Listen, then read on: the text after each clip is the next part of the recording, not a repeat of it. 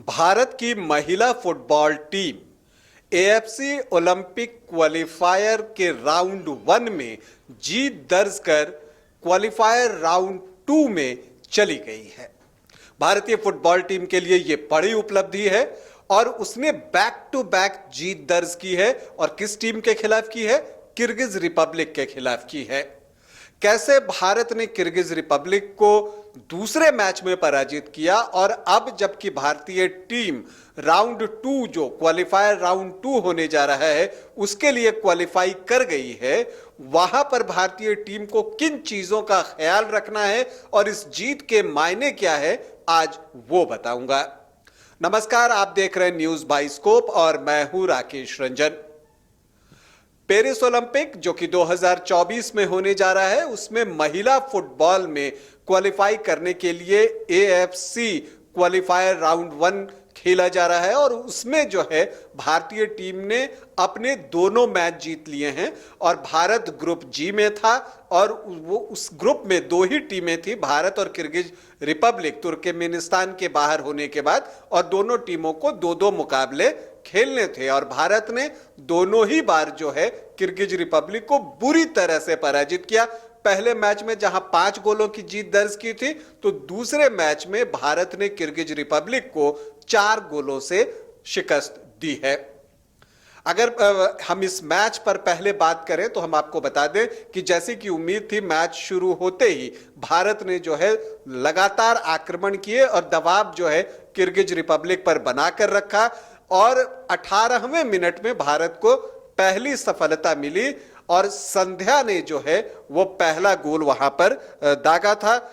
और क्या वो गोल था, अगर आप देखें तो उन्होंने डिफेंस में 2 खिलाड़ियों को चकमा दिया और बहुत अच्छा लगा कि राइट फुट से पहले एक प्लेयर को चकमा दिया और फिर लेफ्ट फुट से गेंद को जाल के अंदर डाल दिया और बहुत कूलली डाला। वहां पर आप देखें तो किर्गिज रिपब्लिक के 4-5 डिफेंडर मौजूद थे और उसके बीच बड़े ही शांत दिमाग से संध्या ने यह गोल किया। हालांकि यह गोल होता है और उसके कुछ एक मिनट के बाद 22वें मिनट में भारत को एक रेड कार्ड मिलता है वहां पर कार्थिका को, और वो बाहर चली जाती है और भारत 10 खिलाड़ियों पे आ जाता है। तो लगता है कि शायद किर्गिज रिपब्लिक अब भारतीय टीम पर दबाव बनाएगी, लेकिन ऐसा कुछ नहीं होता, उसका असर दिखता नहीं है।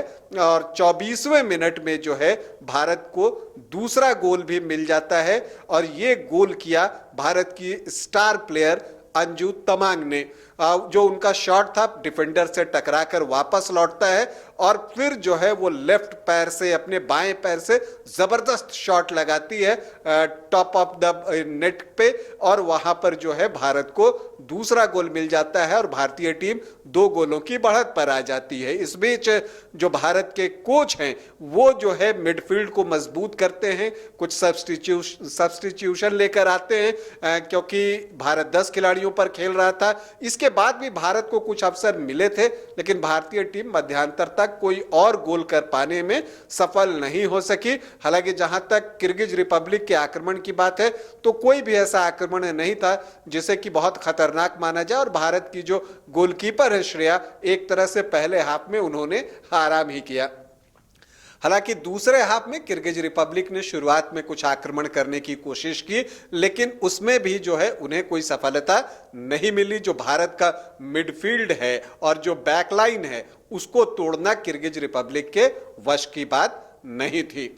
और इसी बीच 56वें मिनट में भारत के लिए तीसरा गोल आ गया और इस बार फिर जो है गोल किया था संध्या ने। और यहां पर जो मैं आपको बताऊं कि लेफ्ट फ्लैंक से इंदुमती ने यह प्रयास किया था और वहां से वो एक लो क्रॉस जो है, जो कि ग्राउंडेड क्रॉस है, वो बढ़ाती है संध्या की तरफ और संध्या उसे गोल में तब्दील करने में कोई चूक नहीं करती और भारत को तीसरा गोल भी मिल जाता है।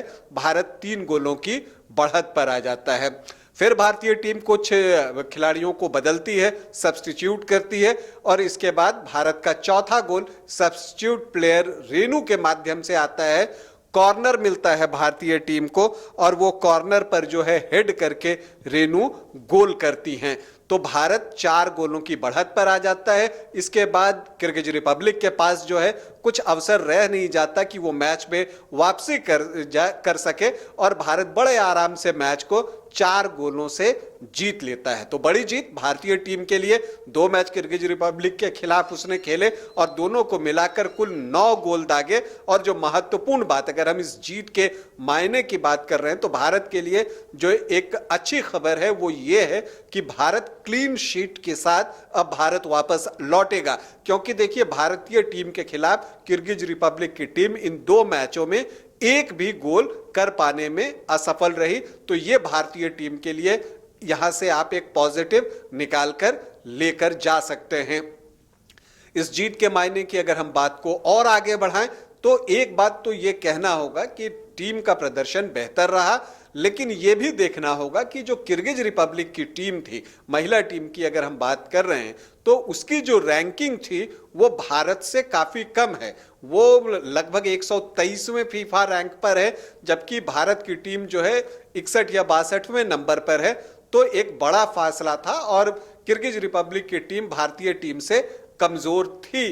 तो भारतीय टीम का प्रदर्शन आपको बेहतर दिखता है। लेकिन जब आप राउंड 2 में जाएंगे, और आपको बता दूं कि जो क्वालिफायर राउंड 2 है वो अक्टूबर में खेला जाएगा, तो मैं ये कह रहा था कि जब आप राउंड 2 में जाते हैं तो वहां पर आपको मजबूत टीमें मिलेंगी। जो 5 टीमें एशिया से और मजबूत टीमें अगर हम बात करें जो कि इस टूर्नामेंट में राउंड 1 में नहीं खेल रही हैं, वो भी अब राउंड 2 से आ जाएंगी। और उसमें अगर मैं बात करूं तो उत्तर कोरिया, दक्षिण कोरिया, चीन, जापान और ऑस्ट्रेलिया जैसी टीमें अगले राउंड में आकर जुड़ जाएंगी। तो अगर हम इन दोनों मैचों की भी समीक्षा करें तो हमने देखा है कि जो भारत की आक्रामक पंक्ति है, खास करके देखिए अंजू तमांग ने तो कमाल का प्रदर्शन किया जरूर है। इसके अलावा अगर हम बात करें तो संध्या और अंजू का जो डेडली कॉम्बिनेशन हमको दिखा, लेकिन ये कमजोर प्रतिद्वंद्वी हैं। हाँ, लेकिन हमने ये भी देखा कि जो ये स्ट्राइकर हैं भारत के, उन्होंने कई अवसर गंवाए भी हैं। मैं कुछ नहीं बोल रहा हूं कि कुछ अवसर गंवाए हैं, मैं कह रहा हूं कई अवसर गंवाए हैं। तो इस तरह की चूक जो है आप राउंड 2 में जाकर नहीं कर सकते हैं, क्योंकि वहां पर टीमें आपको मजबूत मिलेंगी और उनके खिलाफ ये गलतियां काफी महंगी पड़ सकती हैं। वैसे ये तारीफ तो बनती है, अंजू की भी बनती है, संध्या की भी बनती है। दोनों ने कमाल का प्रदर्शन किया, दोनों का कॉम्बिनेशन अच्छा दिखा है। भारत का जो मिडफील्ड है वो भी बहुत संतुलित दिखा है और डिफेंस भी संतुलित दिखा है। लेकिन आप ये भी कह सकते हैं कि डिफेंस की तो परीक्षा ही नहीं हुई, क्योंकि किर्गिज रिपब्लिक की टीम हार्डली कोई आक्रमण बना सकी है। तो जब आप राउंड 2 में जाएंगे तब उसकी असली परख होगी और इसलिए जो भारत का डिफेंस है उसको मजबूती के साथ जो है आगे भी खड़ा रहना होगा। लेकिन पॉजिटिव भी है कि भारतीय टीम जब आप इस तरह की जीत दर्ज करते हैं, बड़ी जीत दर्ज करते हैं, और वो भी तब जबकि शुरुआत के जो 3 महीने थे 2023 की मैं बात कर रहा हूं, वहां आप बिल्कुल खाली हाथ थे। तो वहां से निकलकर जब आप चौथे महीने में आते हैं और सडनली जो है आपको इतनी बड़ी बड़ी 2 जीतें मिल जाती हैं बैक टू बैक, तो वो आपके मनोबल को ऊंचा उठा देता है। और अब जब आप अक्टूबर के लिए तैयारी करेंगे तो उसका फायदा आपको मिलेगा।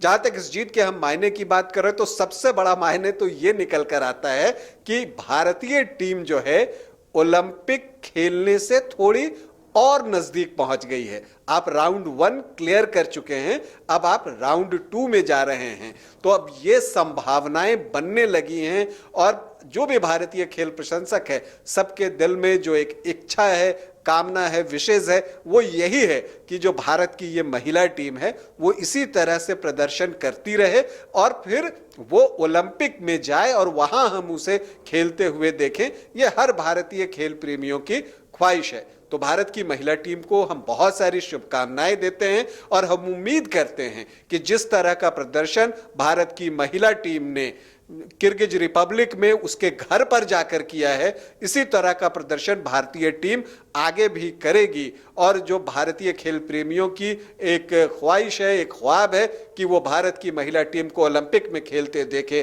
उसे पूरा करेगी। भारत की महिला फुटबॉल टीम को हमारी ढेर सारी शुभकामनाएं। अभी के लिए इतना ही। इजाजत दें, नमस्कार। 4 धामों में से एक रामेश्वर धाम सहित तिरुपति बालाजी, कन्याकुमारी, मदुरई, मां मीनाक्षी देवी और श्री मल्लिकार्जुन ज्योतिर्लिंग का झारखंड में सबसे कम दर पर सपरिवार दर्शन लाभ का अनुपम अवसर। संपर्क करें मां कामाख्या धार्मिक रेल यात्रा, केसरी नर्सिंग होम, पहला तल्ला, पिस्का मोड़, रांची। वेलकम टू चाचा मामा दंगल। हास्य अदाकार संजय मिश्रा से गुजारिश है कि वह अखाड़े में कूदे और फुलटूस को ट्रॉफी से नवाजे। लगता है समाधि ले ली। अरे बुला रहे हैं। अरे बोल रहे हैं कि बुला लो।